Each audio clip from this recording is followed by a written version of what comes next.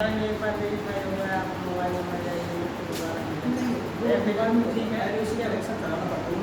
इसके वजह से आपकी प्लस प्लस टू की वेरीफाई उसमें भी करेक्शन होता है। एसएससी का एक ही बार रजिस्ट्रेशन एक ही बार पर वो रजिस्ट्रेशन चलता रहता है, बार बार थोड़ी करेंगे रजिस्ट्रेशन एक ही बार। और इसकी भी में आपका आधार नंबर वेरीफाई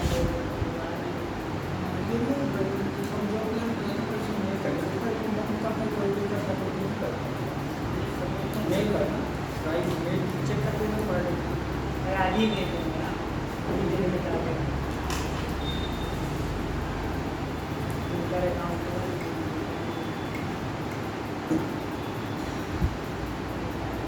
चलिए आज चलेंगे चाहिए ट्राई कर लेना एडमिशन फीस जमा करनी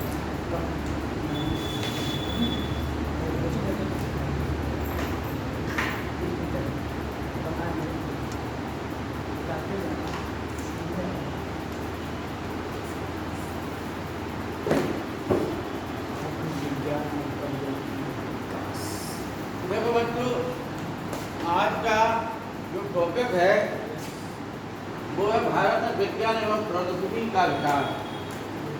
ठीक है ना? भारत में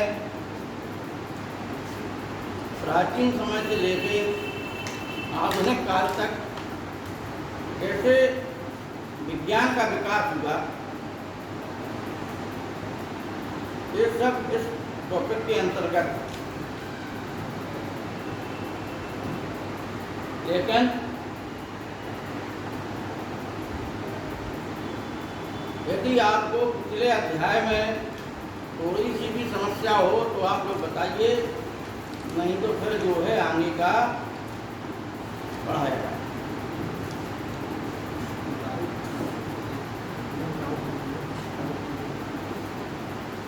इसमें एक चीज और बता दें कि क्वेश्चन जो है आता है कभी कभी लिखित में, ठीक है नहीं, कभी आए मान लो आप लोग आइए जैसे बड़े एग्जाम में, सिविल जैसे बड़े एग्जाम में आप लोगों में से बैठेंगे तो क्वेश्चन जो है आता है कि प्राचीन भारत, ठीक, क्योंकि मध्यकाल भारत में विज्ञान और प्रौद्योगिकी की दृष्टि से लगभग शून्य स्थिति में रहा, कोई ज़्यादा विकास नहीं हुआ मध्यकाल। कुछ जो है स्थापत्य कला की इमारतों का विकास हुआ,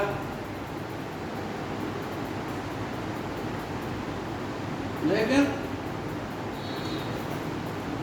आधुनिक काल में भी अंग्रेज जो लोग जो चीज़ें ले आए तो उनका विकास हुआ, लेकिन जो रियल में भारत ने संसार को जो चीज़ें दी हैं विज्ञान के क्षेत्र में, टेक्नोलॉजी के क्षेत्र में, वो प्राचीन काल का।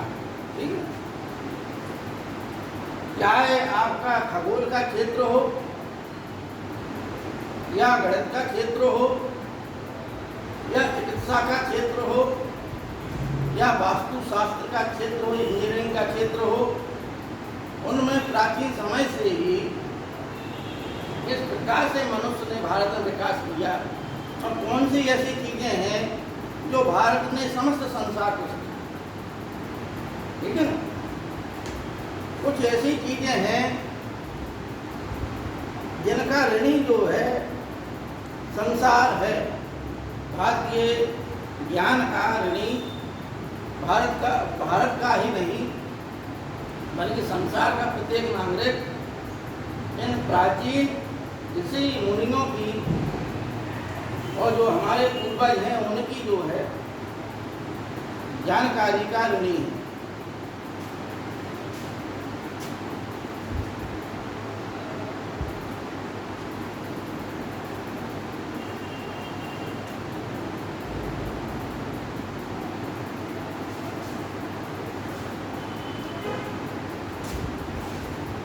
आप लोग नए आए हो कि पुराने हो? पुराने हो। कल पेपर खत्म हुआ है, पेपर चल रहे थे। हाँ, कल तक पेपर चल रहे थे ना, अभी से यही हमारे अच्छा, इसके चल रहे थे। DLED वाला। तो आपका रजिस्ट्रेशन पुराना था, पहले आपने क्लास ली है, आपने बहुत क्लास ली। हाँ, वो क्या नाम है उनका? धर्मेंद्र नाम है, क्या नाम? धीरज है।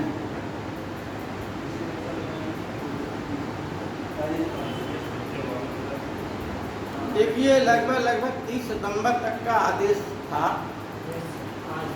ठीक है ना। इसके बाद जो है नया रजिस्ट्रेशन, नए बच्चे, सरकार ने इस प्रक्रिया में बहुत खर्च किया। बच्चों ने इस प्रक्रिया का पूर्ण रूप से, इस प्रक्रिया की गंभीरता को नहीं समझा। जो जिन बच्चों ने समझा वो रेगुलर आ गए। कुछ बच्चे तो ऐसे हैं, आप लोग मान के चलिए यहीं बांधा के होंगे लोकल के, ठीक है ना। कुछ बच्चे और बच्चियां ऐसे थे जो बहुत दूर दूर से आए हुए, कमरा लेके रहे यहाँ, ठीक है ना, इसी खाली कोचिंग क्लास के। और सभी ज़्यादातर शिक्षक जो है आयोग द्वारा ही चयनित है, जो कहीं ना कहीं जो है अपने शिक्षण कार्यों में कार्यरत है। तो ऐसा भी नहीं है कि उनका मापदंड गिरा हुआ हो, ठीक है ना। हमारा ही बैकग्राउंड इतना है कि 1996 से हम तैयारी कर रहे हैं, ठीक है ना। और तब से जो है कम से कम 16 सिविल से के हमने मेंस दे लिए, 5 सिविल के इंटरव्यू दिए। ऐसा कोई राज्य नहीं है जिसका हमने मेंस ना दिया हो, है नहीं। नहीं, थोड़ी सी हमारी टेक्निकल फॉल्ट रही, हम आपको बताएं। वही हम होता क्या है, कभी कभी कुछ टेक्निक होना जरूरी है। इब्राहिम लोदी की 1 लाख की सेना और बाबर की 10,000 की सेना, 10,000 की सेना ही 1 लाख की सेना में भारी पड़ गई। हुआ क्या कि अहम भाव जहाँ आया, हमने जहाँ बाहरी लोगों से संपर्क नहीं किया, वही हमारी जो है पराजय का सबसे बड़ा कारण हो, ठीक है नहीं। लास्ट समय पे हमें जागा हमारे दिमाग में कि हम जो लिख रहे हैं वो कम पेज में लिख रहे हैं।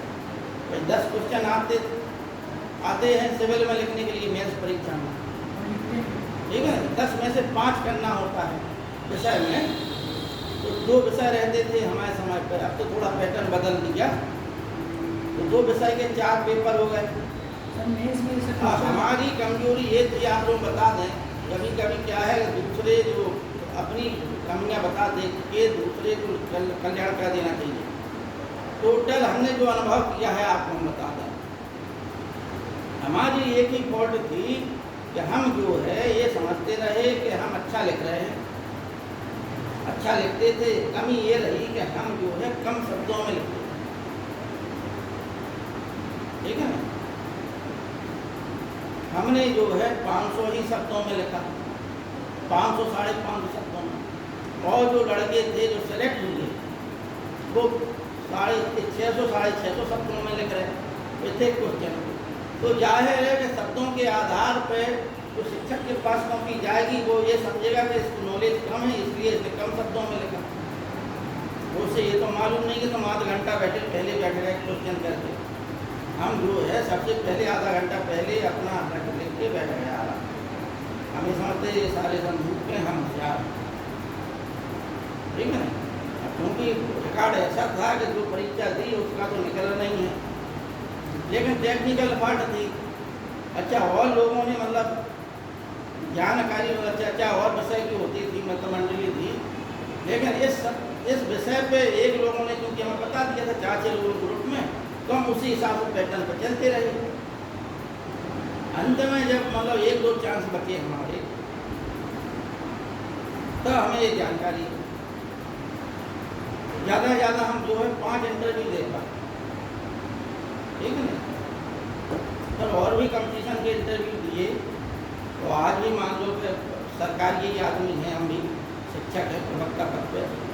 तो ऐसा नहीं है कि उस ज्ञान का जो है प्रभाव समाज पर ना पड़े, व्यक्ति का अगर निर्माण हुआ है ज्ञान से, तो वह कहीं ना कहीं से समाज का निर्माण करता है, ठीक है ना।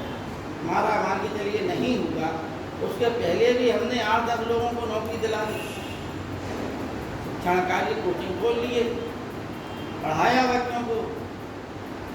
7-8 लोग तो हमारे कांस्टेबल ही बन गए पुलिस में, ठीक है ना।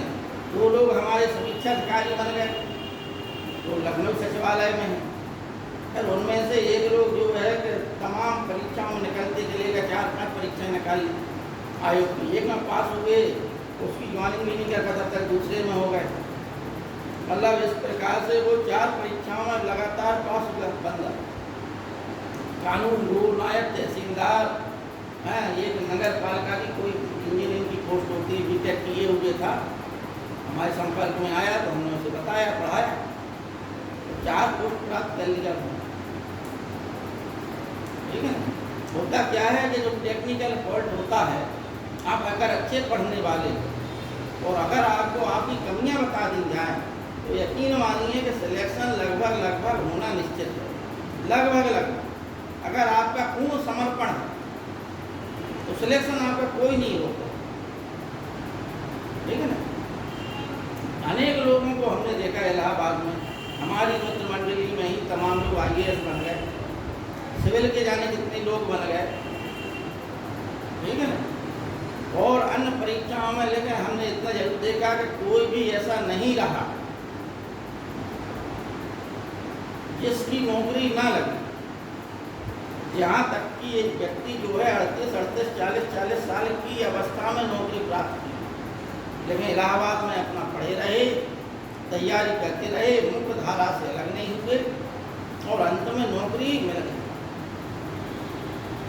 ठीक है ना। देखिए, एक चीज़ है कि परिश्रम आपका, आपकी तपस्या, आपका समर्पण, आपकी लगन, ठीक है ना।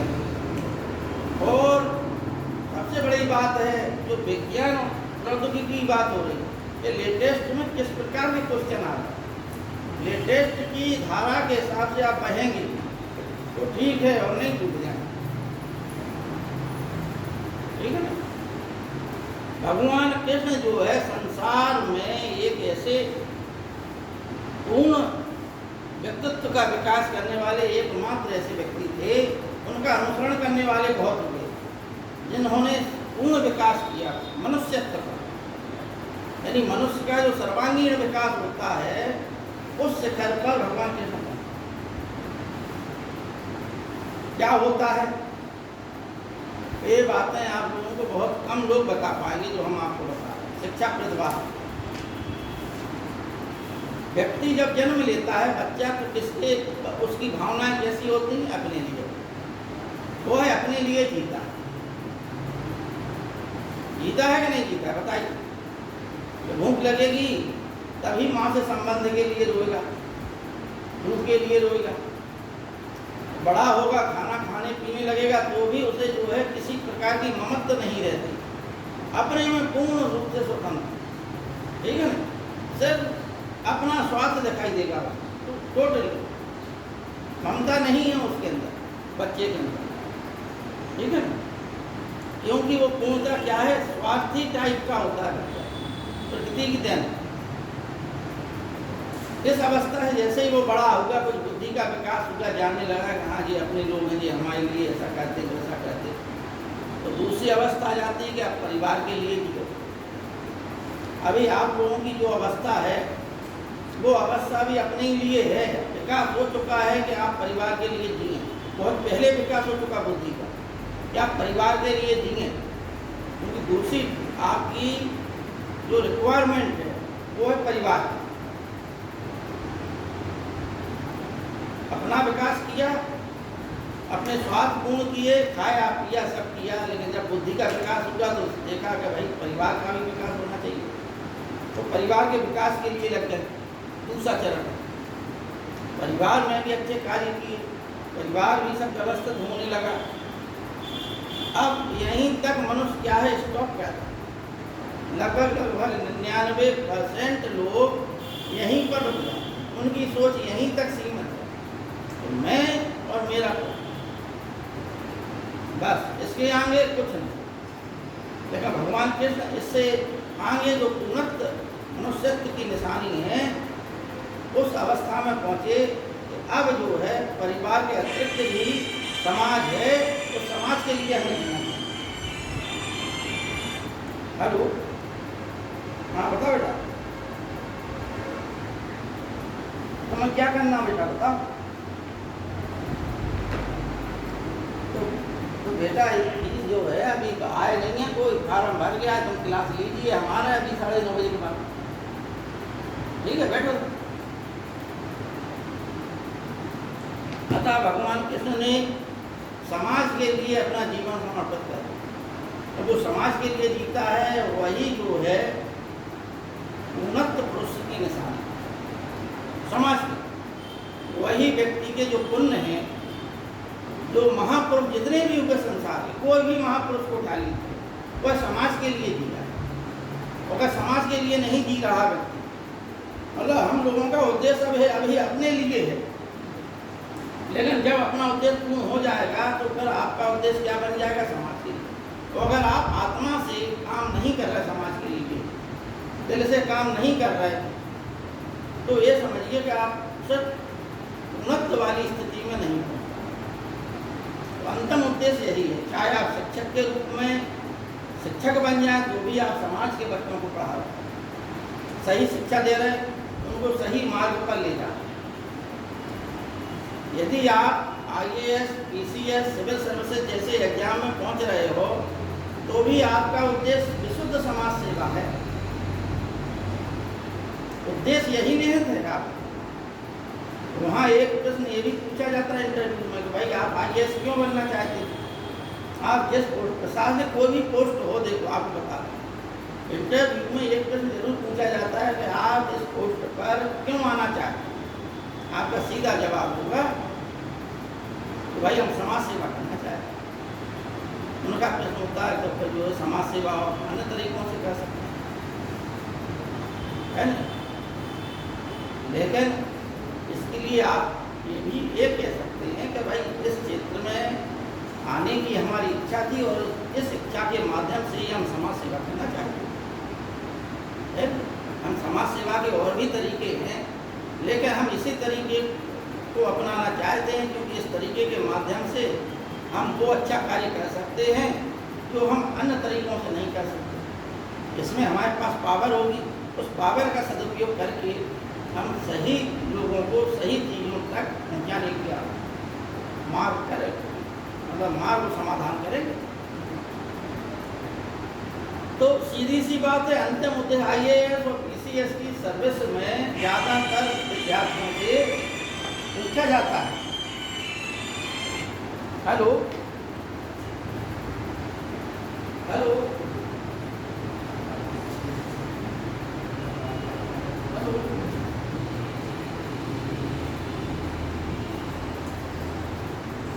अब देखिए प्राचीन भारत में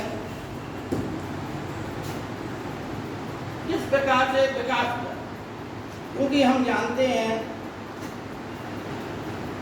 कि भारत में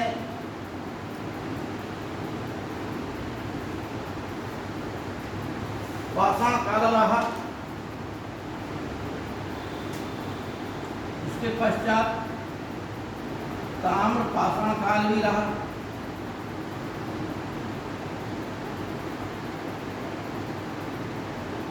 इसके पश्चात कांस्य काल, कांस्य युग या काल, इसे हम कहते हैं हड़प्पा सभ्यता।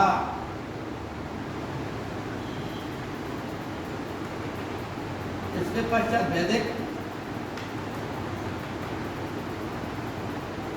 वैदिक काल के लोग लोहे से परिचित थे।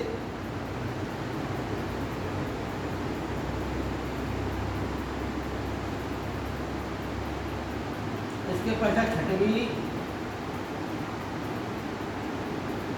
शताब्दी ईसा पूर्व, मौर्य काल,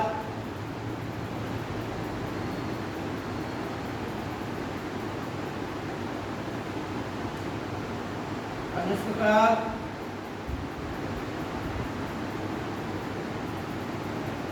गुप्त काल। यहाँ तक किस प्रकार से विकास हुआ, ठीक है ना। पहले हमें ये देखना है कि जो विज्ञान है, विज्ञान किसे कहते हैं, ठीक है ना। भाई यदि हम शब्द का अर्थ नहीं समझ पा रहे तो आगे बढ़ने से कोई फायदा नहीं। अगर मूल में ही भूल है तो आगे बढ़ते जाएंगे आप, और जो उसका अर्थ है, मूल है, उस मूल के भाव को यदि नहीं समझ पा रहे आप तो ये समझिए बहुत बड़ी भूल में जा रहे हैं, ठीक है। तो विज्ञान जो है, विज्ञान का मतलब होता है जो सतत ज्ञान हो, जो जिस ज्ञान में निरंतरता हो, जिस ज्ञान में क्रमबद्धता हो, वह ज्ञान विज्ञान, ठीक है। विज्ञान में हर चीज में एक क्रम होता है, एक निरंतरता होती है, एक क्रमबद्धता होती है नहीं। आप भूगोल में कहीं से भी प्रारंभ कह दीजिए और कहीं पे अंत कह दीजिए, लेकिन अगर कोशिका की संरचना का आपको लिखना है तो आपको वही उसी सिस्टम से लिखना होगा। आपको ही नहीं, सभी विद्यार्थी उसी सिस्टम से लिखेंगे। कोई भी ऐसा नहीं लिखेगा कि बीच से उठा के प्रारंभ कर दे, अंत से उठा के प्रारंभ कर दे और प्रारंभ की चीज को अंत में ले जाए। डार्विन का जो सिद्धांत है, वो डार्विन का जो सिद्धांत है वो प्रारंभ से ही आपको लिखना होगा कि कैसे जीवों का विकास हुआ। तो जाहिर है कि विज्ञान में क्रमबद्धता रहती है, निरंतरता रहती है। जिस ज्ञान में क्रमबद्धता हो, निरंतरता हो, तो वह ज्ञान विज्ञान है। विज्ञान के लिए ये चीज़ें हैं कि विज्ञान में और क्या क्या है।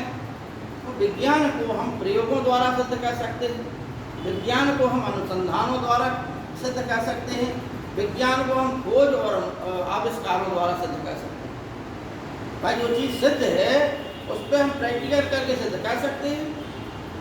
फूल में मतलब न रंग और मादा अंग हैं या नहीं है, फूल को उठा लीजिए और दिखा दीजिए बच्चों को, बच्चे समझ जाएं। भाई आप बता देंगे कि ये न रंग है, ये मादा अंग है, बच्चे समझ जाएंगे, भी प्रैक्टिकली हो गया, आप जान गए, ठीक है। तो विज्ञान क्रमबद्धता, आविष्कार, अनुसंधान, खोज आदि पर निर्भर करता है। इनसे ही विज्ञान सिद्ध होता है। प्राचीन कालीन मानव जब असभ्य था तो उसने किस प्रकार से विकास किया। सर्वप्रथम वह जो है पाषाण काल से जैसे जैसे उसका विकास हुआ वह आगे बढ़ता चला। पाषाण काल को हम 3 भागों में बांटते हैं। कौन कौन काल है? पुरापाषाण काल, मध्य पाषाण काल और महापाषाण। ठीक, उसने पत्थर के, क्योंकि उसे पहले ज्ञान नहीं था, तो पहले मनुष्य, देखो आपको सीधी बता दें, मनुष्य दूसरे मनुष्यों का भक्षण करता है।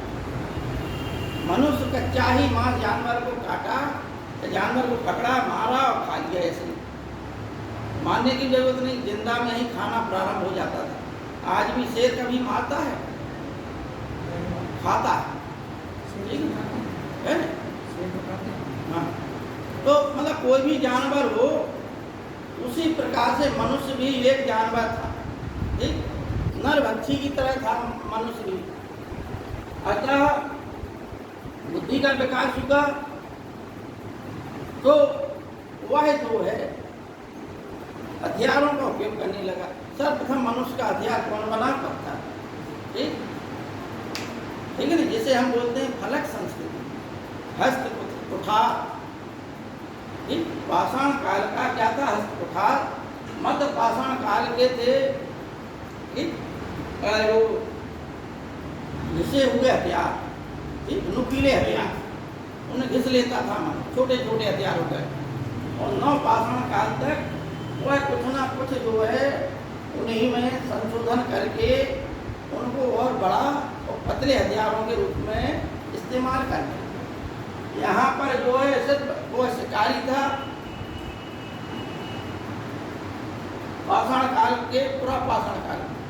मध्य पाषाण काल में वह पशुपालक हो गया और नव पाषाण काल में उसके उसके अंदर जो है वैज्ञानिक चीज़ें प्रवेश करती। मध्य पाषाण काल से ही मनुष्य कुछ ऐसी चीज़ें करने लगा था जिससे उसकी सामाजिकता का विकास होता है, जिससे उसके ज्ञान की बुद्धि पर प्रकाश डालता है। जैसे वह गुफाओं में रहता था और गुफाओं में वह चित्रकारी करने लगा, ठीक है ना।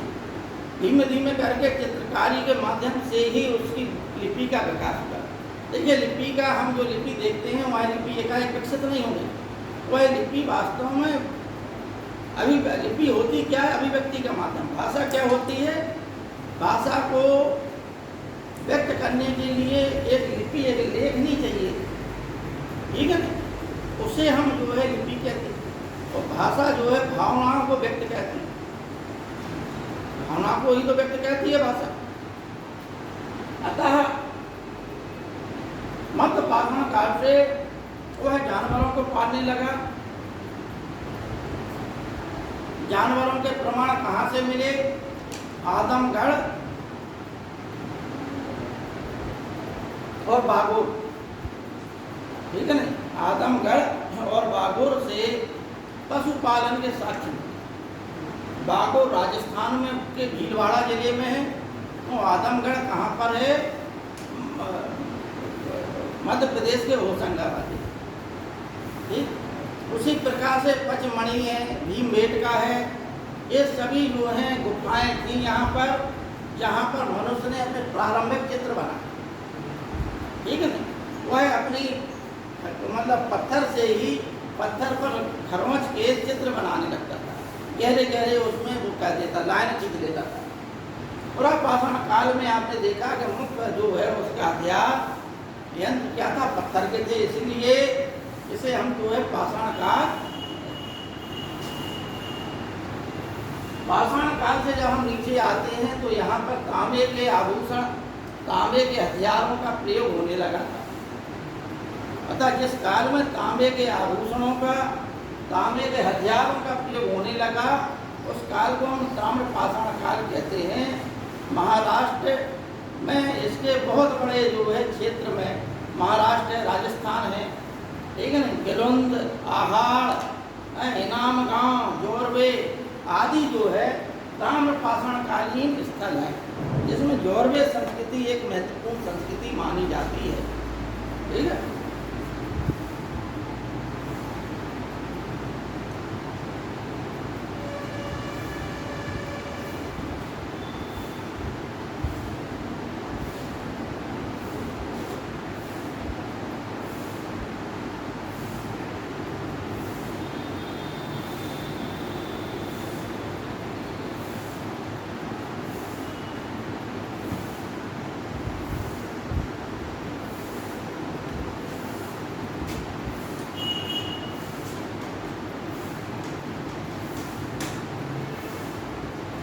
अब आइए कांस्य काल।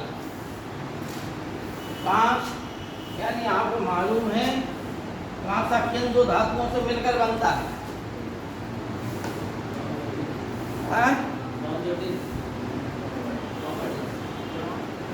वो पद तांबा हो गया, तांबा और टिन, ठीक है ना।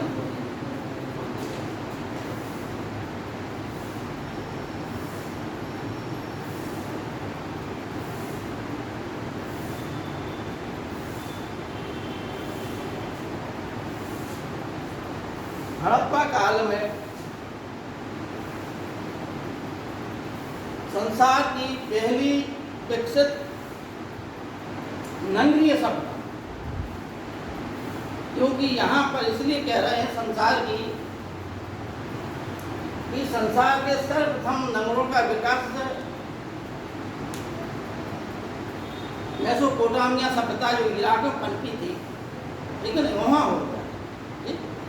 इराक में, इराक जो है वर्तमान मतलब प्राचीन समय में इसे मेसोपोटामिया कहते थे, वर्तमान में से हम इराक कहते हैं, ठीक है ना।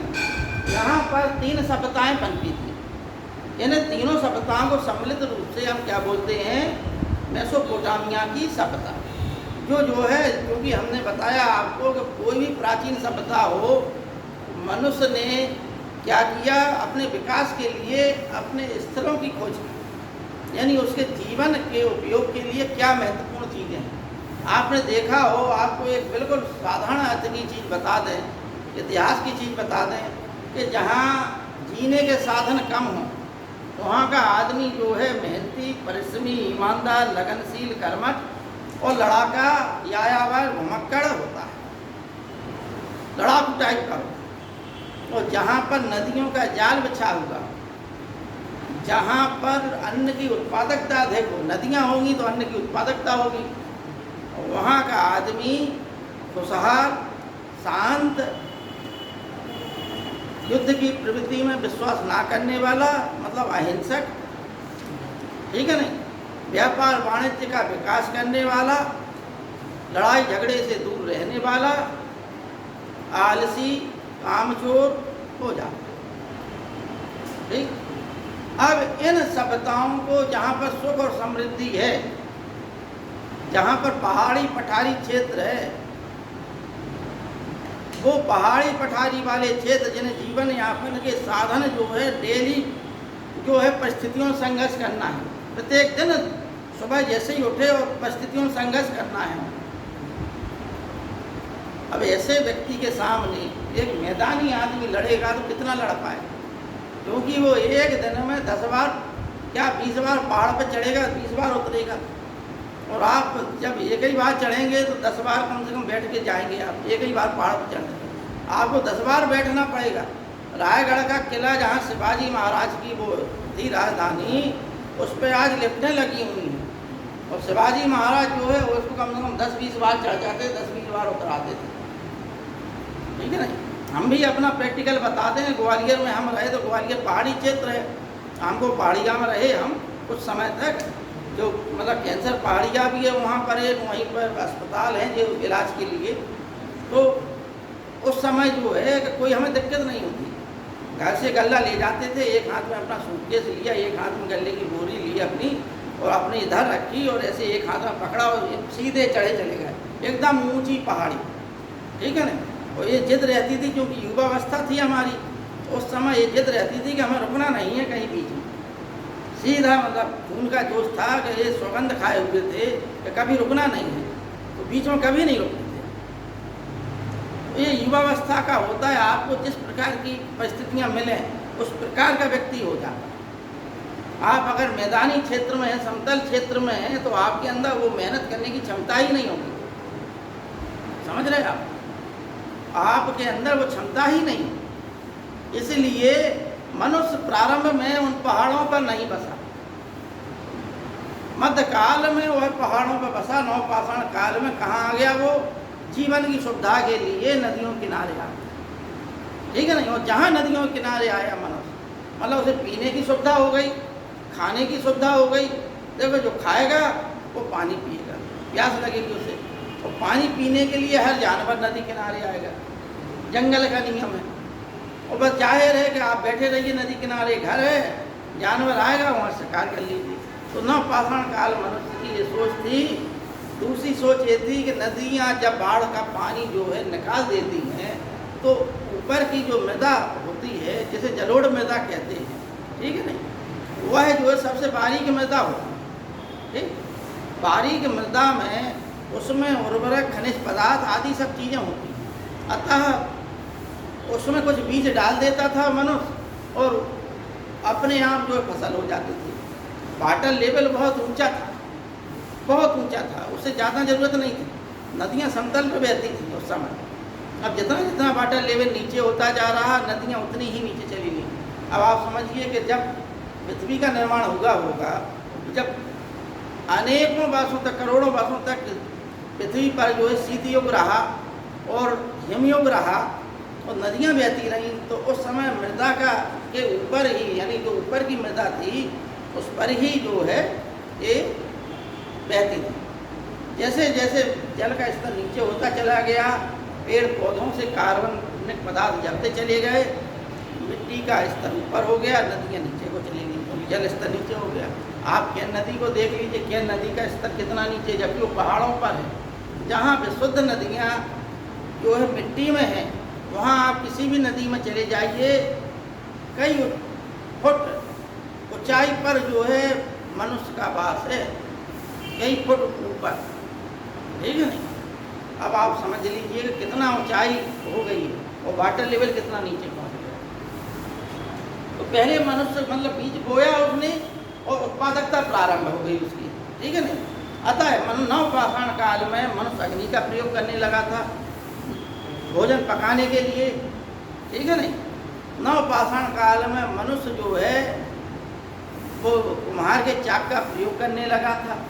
चाक के नवपाषाण काल में चाक के आविष्कार से मिट्टी के बर्तनों का निर्माण हुआ और उससे जो है उसने अपने बैलगाड़ी और रथ बनाए, जो कि युद्ध की एक महत्वपूर्ण मांग थी उस समय, ठीक है ना। अतः हम आपको बता रहे थे मेसोपोटामिया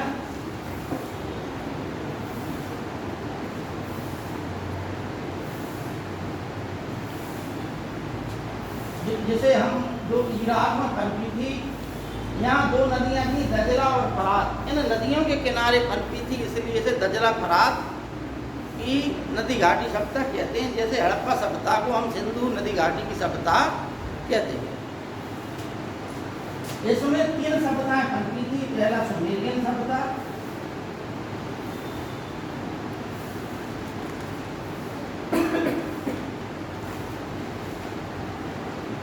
दूसरा बेबीलोनियन सभ्यता, बेबीलोन की सभ्यता,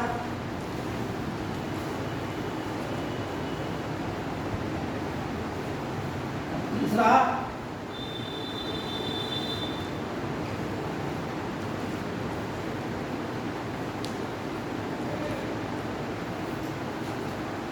संसार की सबसे प्राचीन सभ्यता मेसोपोटामिया की सभ्यता मानी जाती है, ठीक है नहीं।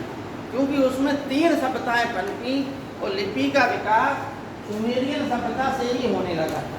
सुमेरियन सभ्यता यानी आज से 3000 वर्ष पहले की बात है, मतलब ईसा पूर्व 3000 वर्ष, ईसा पूर्व आज से तो कम से कम 5500 वर्ष हो गए, 5-5.5 वर्ष। यहाँ पर एक शासक का नाम था सारगोन। बात को समझना, विज्ञान टेक्नोलॉजी का विकास कैसे हो रहा है, ठीक है ना। धीमे धीमे करके होता है, एकाएक तो हो नहीं जाता। सारगोन की मिट्टी की तख्तियाँ मिली हैं जिन पर उसका लेख लिखा हुआ है व्यापार के संबंध में, जिसमें यह उल्लेख है कि उसका 3 देशों से व्यापार था, मेरुहा, मगन और दिलमन, ठीक है।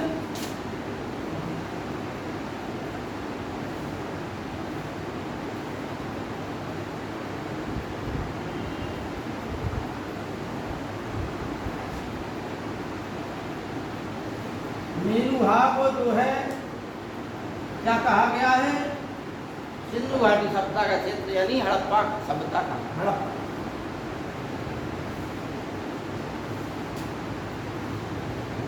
दिलमन बहरीन को कहते थे उस प्राचीन समय में। आज जो बहरीन है उसको ही प्राचीन समय में दिलमन कहते थे। इसे सूर्योदय का देश, अच्छे हाथियों का देश आदि के नाम से कहा गया इतिहास उस समय।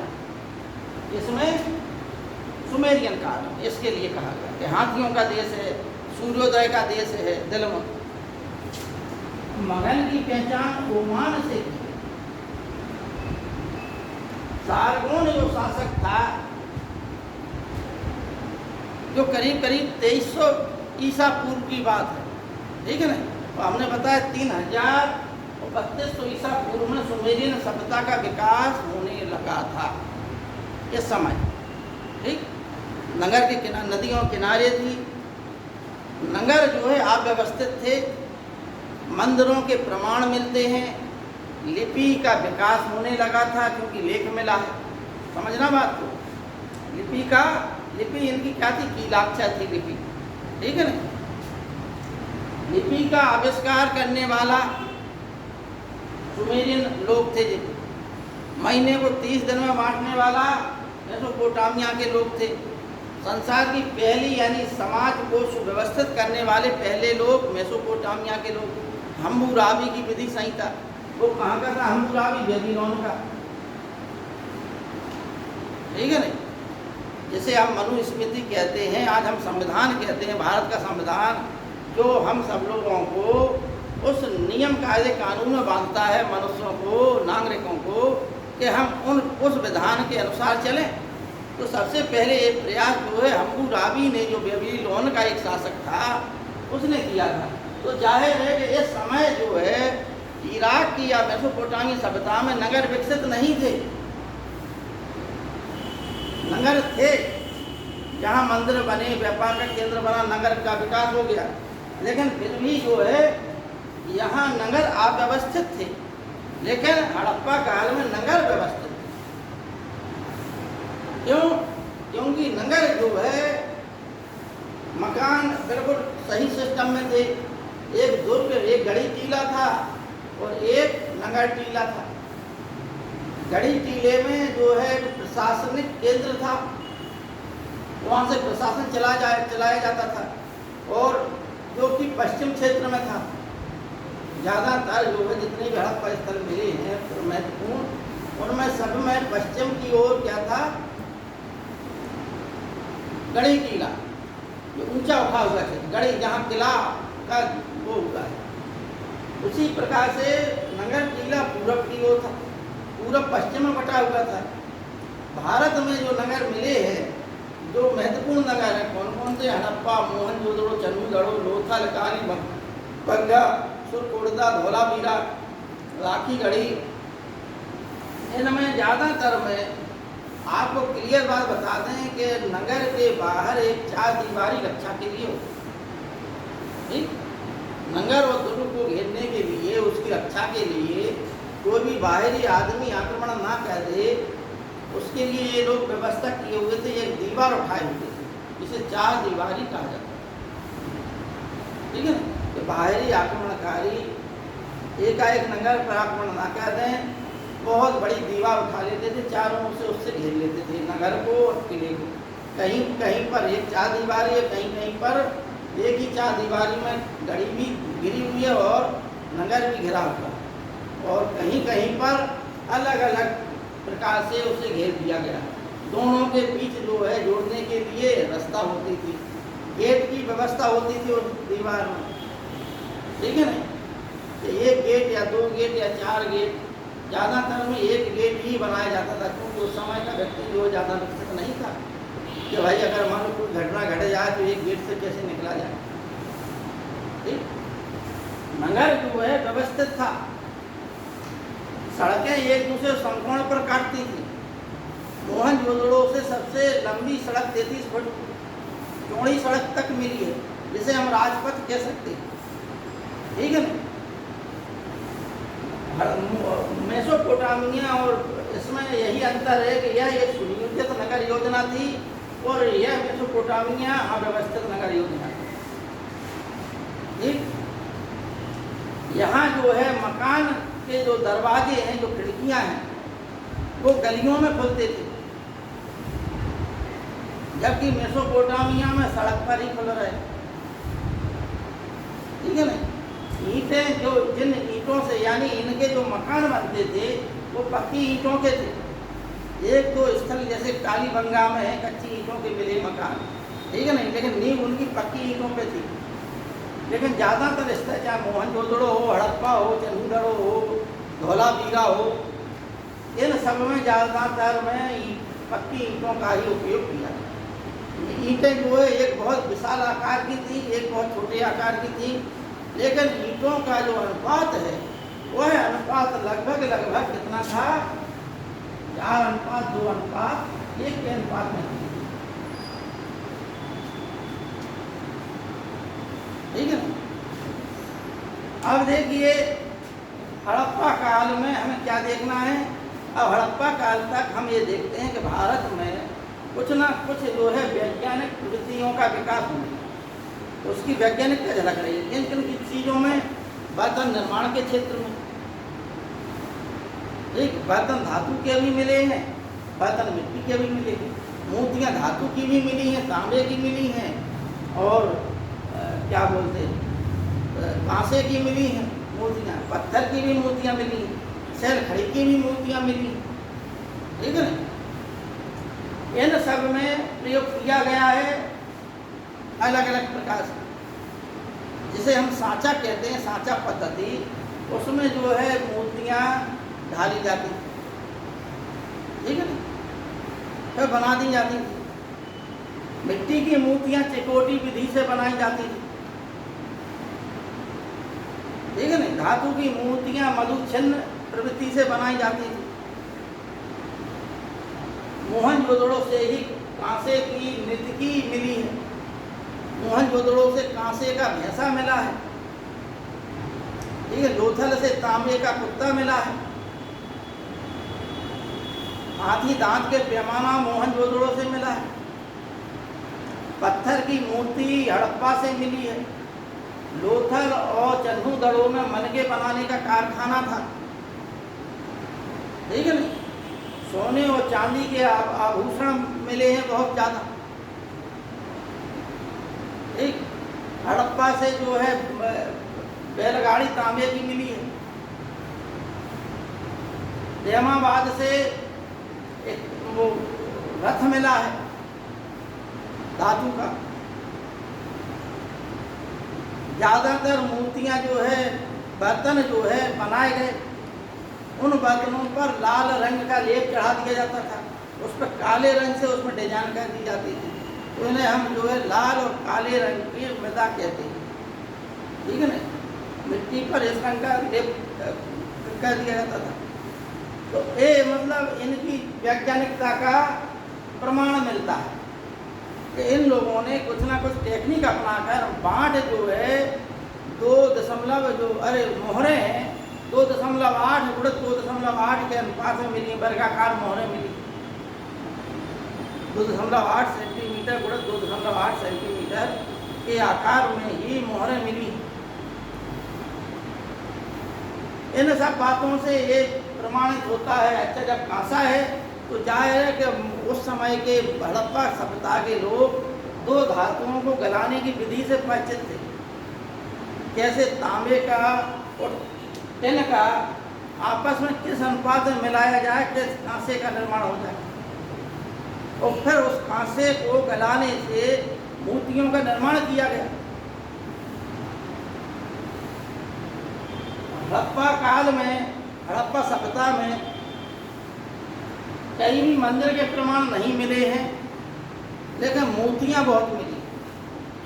मिट्टी की मूर्तियाँ ज़्यादातर नारी मिली हैं, और वो भी जो है कुंवारी अवस्था की मिली, ठीक है ना। क्योंकि उनका जो देखने से आभास मिलता है कि खाली भारत में नौसारो नामक स्थल पर, ठीक है ना, एक मांग भरी नारी की मृण मूर्ति मिली, ठीक, नौसारो नामक स्थल।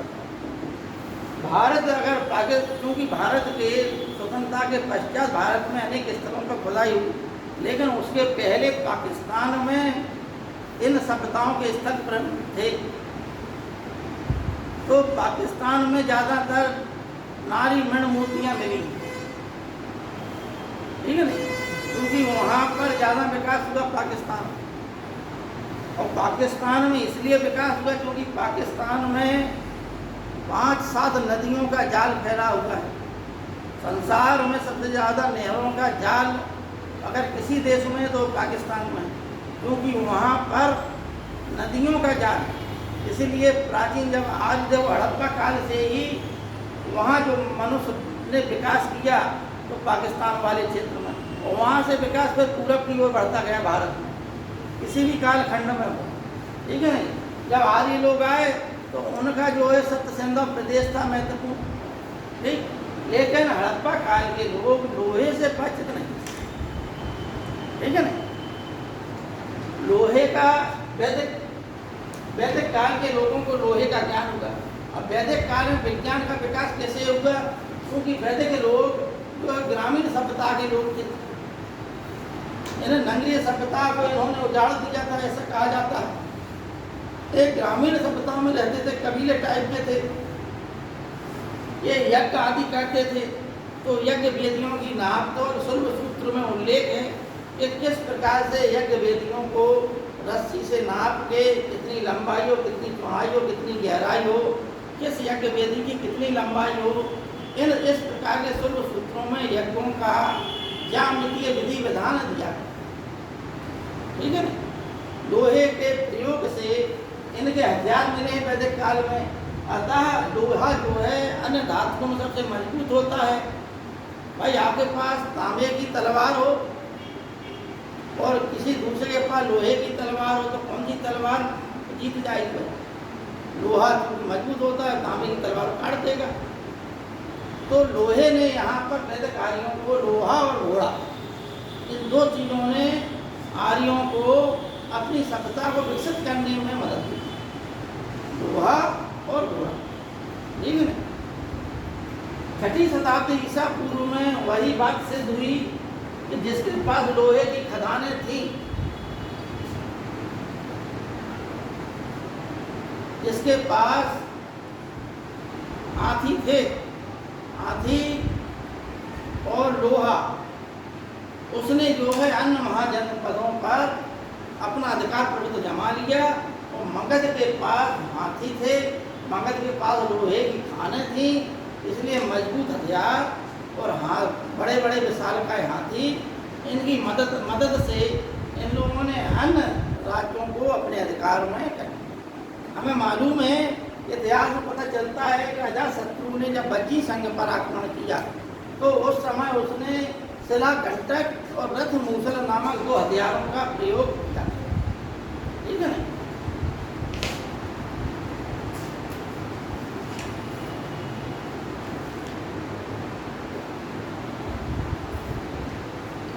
अब आप लोग ये बताइए कि बाहुबली फिल्म कितने लोगों ने देखी?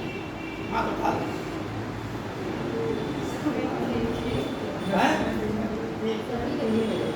नहीं, हम एक क्यों पूछना चाह रहे हैं, हम बता रहे हैं कि जो अजातशत्रु ने जिन हथियारों का उपयोग किया वही हथियार बाहुबली फिल्म में दिखाया गया। रथ मूसल और शिलाकंटक। ठीक है ना भाई, आप देखो, समझना, मतलब अगर फिल्म देखिए तो आप समझ जाएंगे। ठीक, शिलाकंटक का मतलब है कि पत्थर की शिला को हथियार के रूप में उपयोग करना, यानी उसको इस प्रकार से मशीन पर डाल के और दूसरी सेना में फेंक देना। और समझ, क्योंकि बम तो थे नहीं, यही पत्थर बम का काम करते थे। एक बड़े बड़े हथियार ऐसे पकड़ा उन्होंने और ऐसे एकदम चले गए, वो दूसरी सेना में जैसे गिरे तो कम से कम 20-50 सैनिक जो है घायल हो गए, मर गए, कुछ तो चटनी से फंस गए। ठीक है ना। ये किसने प्रयोग किया था? बाहुबली फिल्म से पहले अजातशत्रु ने। फिल्म में तो वही दिखाया जाता है। बाहुबली फिल्म क्या है आपको बता दें कि रामायण काल, महाभारत काल की उन्होंने कुछ पात्रों को, कुछ घटनाओं को जोड़ के एक काल्पनिक कहानी बना दी। इतिहास की बहुत से तथ्य उसमें जोड़ दिए, आपको बता दें। और वही कहानी आप लोग प्रस्तुत कर दी तो आपको बड़ा मजा आया। बाहुबली को राम के उसमें दिखा दिया, भल्लाल देव को बिल्कुल दुर्योधन के स्टाइल में दिखा दिया। ठीक है ना भाई, राम युग में कोई भाई ऐसा था नहीं। ठीक है ना। वो सर व्यू के लिए क्या प्रयोग करते थे? जैसे लगा देते शिलाओं जैसे, क्या जैसे पत्थर की जैसे शिला रहती थी ना, वर्गाकार में करके से लगा दिया करके जब वो व्यू बना देता। कौन सा होगा? तो युद्ध की अलग तकनीकियाँ थी, वो व्यू समझना होता। ठीक है ना। अच्छा, एक आपने देखा होगा, भल्लाल देव एक रथ पर बैठा हुआ है और रथ चल रहा है, उस पहिए में जो है तलवारें लगी हुई हैं, वो जैसा जैसा जा रहा है आदमी करते चले जा रहे हैं। तो इसे हम क्या कहते हैं? रथ मूसल। मतलब उस समय तलवारों की जगह मूसल लगी हुई थी। इन्होंने तो कुछ टेक्निक में परिवर्तन कर दिया। समझ में आ गई बात? उस समय मूसल का मतलब है गदा टाइप की लगी हुई थी कि वो रथ के साथ थी और जहाँ जहाँ रथ जाता था लोग बागों को वो लगती जाती थी, लोग बाग मारते चले जाते थे। तो ये अजातशत्रु ने किया था प्रयोग 6वीं शताब्दी ईसा पूर्व में, बौद्ध काल के समय। अब देखिए यहाँ से भारत में क्योंकि बौद्ध धर्म का विकास हो गया, जैन संघ का विकास हो गया, तो मौर्य काल और गुप्त काल से संबंधित कृष्णा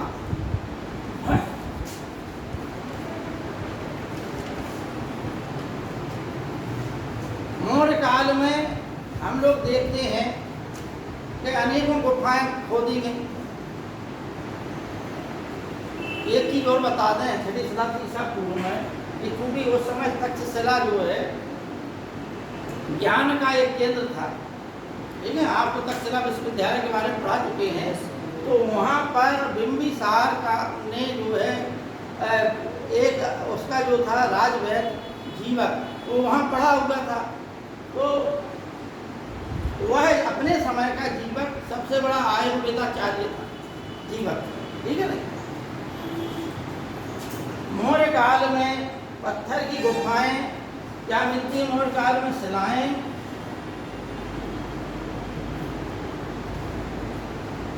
शिलालेख,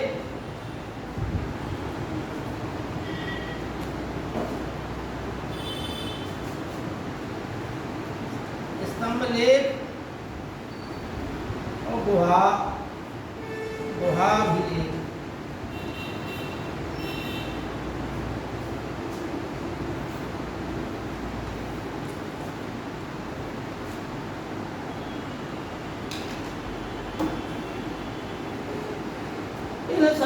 इनमें क्या टेक्निक अपनाई गई, इनमें स्तंभ लेख है, पत्थर, मान लो पत्थर का स्तंभ लेख है,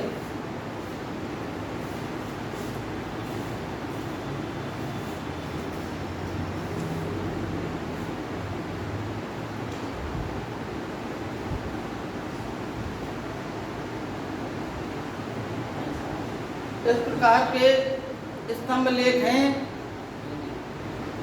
और इन स्तंभों पर 7 लेख खोदे हुए हैं। ठीक, दिल्ली कोपरा नामक जो लेख है उसको छोड़कर लगभग सभी में 6 लेख ही खोदे हैं। इन सभी की विशेषता क्या थी? इन सभी की विशेषता ये थी, शिलालेख का मतलब पत्थर पर लिखे हुए, यानी सम्राट अशोक ने अपने जीवन काल में अपनी प्रजा को नैतिक रूप से उत्थान करने के लिए, नैतिक रूप से उठाने के लिए शिलाओं पर जो नीति नियम निर्देश दिया है, उन नियमों को, उन कायदे कानूनों को पढ़कर जनता जो है अपना एलोक का और परलोक का कल्याण कर सके, राज्य में उपद्रव ना हो, जनता धार्मिक रहे, जनता नैतिक रूप से विकसित हो। इसलिए सम्राट अशोक ने अपनी जनता कल्याण के लिए शिलालेख खुदवाए थे, स्तंभ लेख लगवाए थे, गुहाभिलेख बनवाए थे। ठीक, इनकी ये विशेषता थी। सबसे बड़ी विशेषता स्तंभ लेख की क्या थी? सबसे बड़ी विशेषता ये थी स्तंभ लेख की कि यह जो है एक ही पत्थर पर काटने वाला। ठीक है ना। आपको बता दें कि उस समय एक सत्ता और थी ईरान में, ठीक, हखामनी साम्राज्य थे, दारा प्रथम। ठीक, तो दारा प्रथम का जो पत्थर के उसके शिला ये मिले हैं स्तंभ, लेकिन उसके स्तंभ अनेकों पत्थरों को जोड़कर बनाए गए। और दूसरी अंतर ये है कि भारत में जो अशोक के स्तंभ हैं वो नीचे चौड़ाई है, ऊपर जो सकरे हो गए, और उसका जो है सीधा सीधा एक सा गया है, और इनको जोड़ जोड़ के बनाया गया। ठीक है ना। अंतर ये है कि जहाँ दारा प्रथम के मिले हैं, दारा प्रथम के एक ही वो मिले पर्सिपोलिस नामक महल में। ठीक है ना। दारा तृतीय के समय सिकंदर ने आक्रमण किया था और दारा युद्ध के मैदान में मारा गया था। ठीक है ना। तो दारा की पुत्री रुखसाना से उसने सिकंदर ने ब्याह कर लिया था। ठीक है ना। तो इस प्रकार से हम देखते हैं कि हखामनी सम्राट जो है दारा प्रथम के, कुछ इतिहासकारों ने कहा कि दारा के स्तंभ से जो है अशोक प्रभावित था, अतः उसने उनकी शैली की नकल कर ली। लेकिन वास्तव में यह जो है अशोक के दिमाग की अपनी उपज थी। उसने एक ही पत्थर की शिला को कटवा कर इन शिलालेखों पर। ठीक, अब इसमें एक चीज आप लोग समझ लें कि जो गुहा भी लेके उसने आजीवक संप्रदाय के लिए बरावन नामक पहाड़ी पर जो बिहार में पड़ती है, अशोक ने 3 गुफाओं का निर्माण करवाया था और उस पर उसने अपने लेख खुदवाए थे आजीवक संप्रदायों को। उसमें ये लिखा है कि उसने इनको खुदवा कर गुहाओं को वहाँ पत्थर की पर खुदवा दी उसने गुफाएं, और उन गुफाओं पर उसने लेख लिखवा दिया और वह दान आजीवकों को दे दी। तो आजीवकों को दान देने का भी उसने उल्लेख उसमें किया है। अब अशोक की 3 गुफाएं कौन कौन सी हैं? क्या अशोक की जो 3 गुफाएं हैं कौन कौन सी? जो सुदामा गुफा, कर्ण चौपड़ गुफा और लोमस ऋषि की गुफा, 3 गुफाएं थी, ठीक है ना। तो हम ये बताना चाह रहे थे कि यहाँ पर एक कोई लेप पत्थर पर पुता होता था। लेप का मतलब एक पेंट कह लीजिए आज के समय में, ठीक है ना। वो पेंट इस प्रकार का पुता हुआ था कि आज भी उसकी चमक पत्थर से नहीं है, ठीक। इसमें था स्तंभों पर और गुहाओं पर। जो गुहाएं उसने करवाई उसमें भी वो पेंट था और स्तंभों में भी था। तो आज भी 2-2.5 हजार वर्ष व्यतीत हो गए हैं, 2000 के ऊपर वर्ष व्यतीत हो गए हैं, आज भी ये पत्थर जो है ज्यों के त्यों खड़े हुए हैं, प्रकृति की सब मार झेलते हुए, लेकिन इनकी चमक नहीं गई आज। इस प्रकार का पेंट था, ठीक है ना। कनिष्क के काल में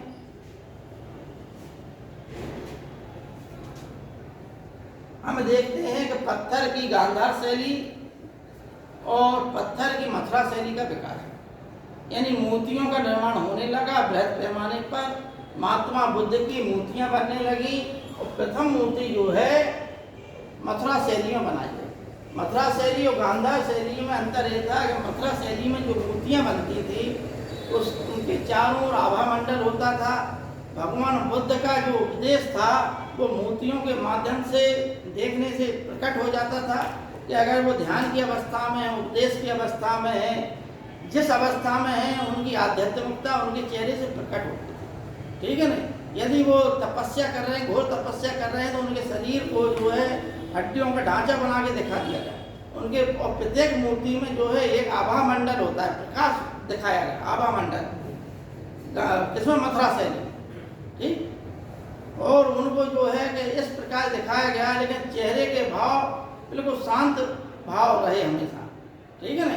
तो चेहरे के भाव से प्रकट चल जाता है कि आध्यात्मिकता, मूर्ति की आध्यात्मिकता क्या उपदेश देना चाह रही, क्या संदेश देना चाह रही। लेकिन गांधार शैली की जो मूर्तियां बनी उनमें संदेश प्रकट नहीं हो रहा। उन्होंने शरीर सौष्ठव पर ध्यान दिया, कपड़ों पर ध्यान दिया, वस्त्रों पर ध्यान दिया, ठीक है नहीं। महात्मा बुद्ध को बड़ी बड़ी मूंछों वाला दिखा दिया, ठीक है नहीं। उन्होंने कपड़े पहना दिए, पगड़ी पहना दी। तो इस प्रकार से गांधार शैली, क्योंकि गांधार क्षेत्र में पनपी, उसमें यूनानी प्रभाव था। तो यूनानियों ने जिस प्रकार से अपने देवता अपोलो की मूर्तियां बनाई थी, ठीक उसी प्रकार से उन्होंने भगवान बुद्ध की मूर्तियां बना, ठीक है नहीं। क्योंकि इस देश में आकर यूनानियों को, भाई अगर आप इंग्लैंड भी चले जाओ, अमेरिका भी चले जाओ, तो क्या आप अपनी संस्कृति के तत्व भूल जाओगे? दूसरे के संस्कृति के तत्व तो लोगे ही, लेकिन अपनी संस्कृति के तत्व उन लोगों को भी देने की कोशिश करोगे। कहीं ना कहीं से आप वो विस्मृत नहीं होगी अपनी संस्कृति। लालू प्रसाद यादव चाहे कितने भी मतलब बड़े ऊंचे पद पर रहे हों, लेकिन हमेशा जो है कि बिहारी भाषा में बात करते रहे। लेकिन क्या उन्हें अंग्रेजी का ज्ञान नहीं था? क्या वो मतलब जो है कि जो विशुद्ध हिंदी है वो नहीं बोल पाते थे? भाई जो इतने अपने उत्कर्ष कर लिया तो ज्ञानी व्यक्ति तो होगा ही। एकदम जो है किसी व्यक्ति से कहा जाए कि उसका बौद्धिक ज्ञान विकसित ना हुआ हो और बहुत ऊंचे पद पर पहुंच जाए, क्या संभावना है? बताइए आप लोग। बिल्कुल संभावना ही नहीं। IAS PCS अधिकारी जो भयंकर तैयारी करके इसके बाद सेलेक्ट होते हैं, वो जिस व्यक्ति के आगे पीछे घूम रहे हों, तो वो कुछ ना कुछ तो बौद्धिक स्तर उसका रहा होगा। छोटे लेवल संघर्ष करते हुए इतनी ऊंचाई पर पहुंच गया, ठीक है ना। लेकिन फिर भी वह अपनी मातृभाषा में ही बात करते हमेशा। एक उनका स्टाइल था, ठीक है ना। अपनी युवावस्था में जरूर वह बालाल खींचते थे, लेकिन जब वह एक अच्छे राजनीतिक मजे हुए राजनीतिक हो गए तो बिल्कुल बिहारी स्टाइल में, मतलब कोई कंघी नहीं, और कंघी भी एकदम सीधे बात, ठीक है ना। तो जाहिर है कि व्यक्ति जो है अपनी संस्कृति के तत्व छोड़ता है, ठीक उसी प्रकार से गांधार शैली में जो तत्व छोड़े गए वो यूनानियों ने महात्मा बुद्ध की मूर्तियों में छोड़ दिए, ठीक। कनिष्क काल में ये चीजें हुई। कनिष्क काल में ही दो बहुत बड़े बड़े चिकित्सक थे जिनका नाम था चरक।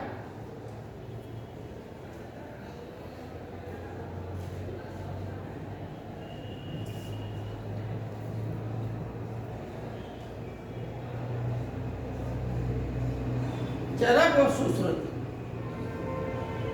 ये दो बहुत बड़े आयुर्वेदाचार्य थे। और आज भी आप लोग क्लियर बात बता दें कि हम धन्वंतरी भगवान की पूजा करते हैं, लेकिन वास्तव में आयुर्वेद पर जो कमांड सुश्रुत और चरक का था कनिष्क काल में, ठीक है ना। इनके ग्रंथों में सब कुछ समाहित था, सब कुछ समाहित था, ठीक है ना। गुप्त काल में धन्वंतरी हुए एक जो चंद्रगुप्त विक्रमादित्य के नवरत्नों में से एक थे, आयुर्वेदाचार्य थे, जो राजवेद थे उनके, इसलिए धन्वंतरी भगवान की पूजा होने लगी।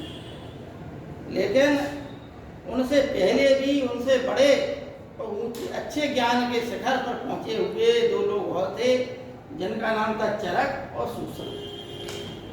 इनके ग्रंथों से हमें वो सब प्रक्रियाओं की जानकारी मिल जाती है जिनकी जानकारी प्राचीन समय का मानव वनस्पतियों से द्रव्य बनाकर औषधियों का निर्माण करके रोगों का निदान कर, ठीक है ना।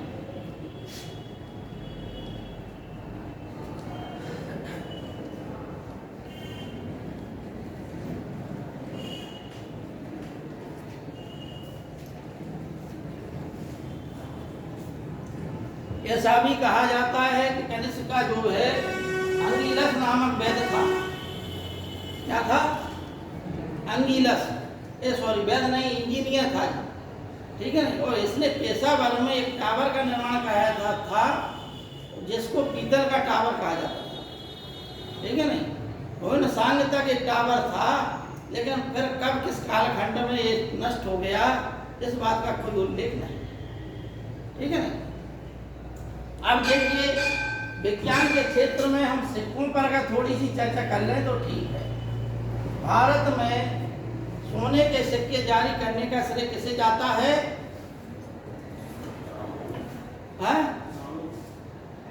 सोने के सिक्के सर्वप्रथम हिंद यवन शासकों ने चलाए थे, ठीक है। हिंद यवन शासक वे थे जो हिंदुस्तान में बस गए थे, लेकिन थे यवन मतलब यूनान। सोने के सिक्के जारी करने का श्रेय उन्हीं को जाता है, ठीक है ना। उनमें से एक मतलब दो वंश थे, एक यूफ्रेटाइटस वंश और एक था डेमेट्रियस वंश। दो वंश थे हिंद यवनों के, ठीक है ना। इन लोगों ने सिक्के चलाए, उन पर कुछ ना कुछ आकृति थी। कनिष्क के शासन काल तक वह सिक्के जो है कनिष्क का परीक्षा में जो प्रश्न आते हैं वो ज़्यादातर बच्चे रटे होते हैं। वो आता है कि सबसे ज़्यादा शुद्ध सोने के सिक्के जारी किसने किए? तो शुद्ध सोना यानी कि जो सिक्का था उसमें सबसे ज़्यादा धातु सोने की थी, मिश्रण कम था, बहुत ही कम मिश्रण था, सोना ज़्यादा था, वो कनिष्क का था। कनिष्क मतलब कुषाण काल का था, ठीक है ना। और यह इस धर्म की अनुयायी जो है कुजुल कटपिशज, कटपिशज, कनिष्क, इसके पश्चात हुबेस्क, वासेस्क, कनिष्क द्वितीय, वासुदेव आदि शासक हुए जिन्होंने, जिसमें से हुबेस्क ने अनेक देवी देवताओं के मोहर युक्त सिक्के चलाए, जिनमें चतुर्भुज भगवान विष्णु का भी चित्र अंकित है। भगवान विष्णु को चतुर्भुज रूप में दिखाया है। ठीक है। इस प्रकार से भारत में 6वीं शताब्दी ईसा पूर्व में ठप्पे वाले सिक्के चलते थे। यानी 6वीं शताब्दी ईसा पूर्व में जब 16 महाजनपद थे, उस समय जो है जिन्हें आहत सिक्के कहते थे, ज़्यादातर वो चांदी के सिक्के थे जिन्हें आहत सिक्के कहते थे। ठीक है ना। अब आइए गुप्त काल।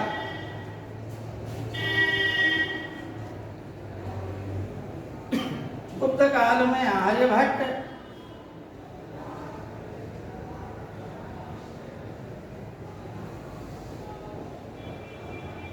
बारामेहर,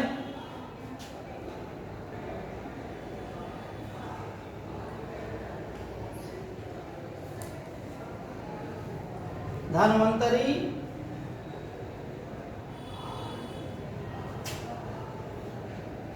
आदि महत्वपूर्ण थे। ठीक। ये सर क्या है कि ये हाँ? दूसरा है क्या? आर्यभट्ट, बारामेहर। ठीक। अब देखिए, बारामेहर की पुस्तक मिलती है बृहत संहिता। ठीक है नहीं। और आर्यभट्ट की पुस्तक मिलती है आर्यभट्टियम। ठीक। आर्यभट्ट ने ही ये बताया कि पृथ्वी जो है सूर्य के चारों ओर घूमती है, सूर्य अपने केंद्र में स्थित है, तो सभी ग्रह जो है सूर्य का चक्कर लगाते हैं। सूर्य अपनी जगह स्थिर है, पृथ्वी भी सूर्य का चक्कर लगाती है।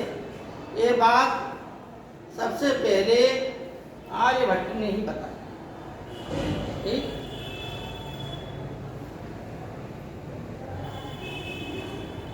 न्यूटन ने जो प्रयोग किया गुरुत्वाकर्षण का, ठीक है नहीं, वह गुरुत्वाकर्षण का जो है ब्रह्मगुप्त ने किया। ठीक है ना। न्यूटन वाला ब्रह्मगुप्त ने दिया। इसी प्रकार खगोल क्षेत्र में ग्रहों से संबंधित जो चीजें हैं वो आर्यभट्ट और बारामेहर दोनों ने की। क्योंकि ज्योतिष का ज्ञान भारतीयों को यूनानियों से मिला, उसमें तमाम चीजें इन लोगों ने जोड़ दी। इस प्रकार से हमें जो है अब क्या सीखना है, हमें ये सीखना है कि भारत ने संसार को शून्य का आविष्कार दिया। शून्य का आविष्कार करने वाला अगर कोई देश था तो भारत देश। शून्य का महत्व संसार कोई नहीं जानता था। अंक गणित यानी 1 2 3 4 जो अंक गणना है, वह अंक गणना भारत ने अपने यहाँ ईजाद की। और वह अंक गणना अरबी लोग व्यापार के लिए भारत आते थे, वह अंक गणना वो भारत से सीख के अपने देश ले गए। और अरब से वो देश पश्चिम को गई, यानी यूनान और जो यूरोप है, वहाँ पर जो है इन लोगों ने अरबों से सीखी। इसलिए अंक गणित को यहाँ पर क्या बोलते हैं, अरब में हिंदसा और पश्चिम में यूरोप में क्या बोलते हैं, अरबी। अंक गणित की शिक्षा, ठीक है ना, इसमें 1 2 3 4 है। और शून्य का आविष्कार भी भारत ने किया। इसका आविष्कार यानी बौद्ध धर्मावलंबी इसका प्रयोग करते थे। और यह ज्ञान चीन भी पहुंचा, यह ज्ञान अरब पहुंचा, और अरब से चीन से इन लोगों ने अपना अपना विस्तार किया। दशमलव का एकदम एक्यूरेट मान और पाई का मान, मतलब दशमलव का प्रयोग करना भारतीयों ने संसार को सिखाया। ठीक है नहीं, पाई का एकदम एक्यूरेट मान भारत ने ही संसार को सिखाया। ठीक है ना। इस प्रकार से एक चीज और बता दें जो परीक्षा की दृष्टि से महत्वपूर्ण है कि गुप्त काल में चंद्रगुप्त द्वितीय विक्रमादित्य के शासन काल में दिल्ली में के मेहरौली नामक स्थान पर एक लौह स्तंभ खड़ा हुआ है, जिसे मेहरौली का लौह स्तंभ कहते हैं, जिसमें एक लेख लिखा हुआ है। उस लेख में चंद्रगुप्त नामक राजा का उल्लेख है, जिसका समीकरण चंद्रगुप्त विक्रमादित्य द्वितीय से कर दिया गया। ठीक है ना। उसमें उसकी अनेकों विजयों का उल्लेख किया गया है, लेकिन उस लौह स्तंभ की ये विशेषता है कि अनेकों सर्दी, धूप, बरसात आदि को सहते हुए भी यह लौह स्तंभ अपनी चमक आज भी बरकरार रखे। यानी जिस प्रकार से मौर्य काल में पत्थर पर पेंट की जो है पत्थर पर जो चमक पैदा करने वाला पेंट था, उसी प्रकार से गुप्त काल में धातुओं पर चमक पैदा करने वाला पेंट का आविष्कार गुप्त काल में हो गया था। ठीक है नहीं? अब भारत में बृहद पैमाने पर पत्थर की, धातुओं की आदि की मूर्तियां बनने लगी थी और यहाँ से जो है वो कालखंड फिर आगे बढ़ता चला गया, इन्हीं को रिपीट करते गए। यानी भारत ने संसार को जो चीज़ें सिखाई, जो शून्य का आविष्कार, पृथ्वी का मतलब सूर्य के चक्कर लगाना, गुरुत्वाकर्षण का नियम, अंक गणित, दशमलव पद्धति, पाई का मान आदि हैं। आज का टॉपिक इतना ही रहने देंगे, अगले उस पर देखा जाएगा कौन सा टॉपिक आप लोगों को पढ़ाना। ठीक है।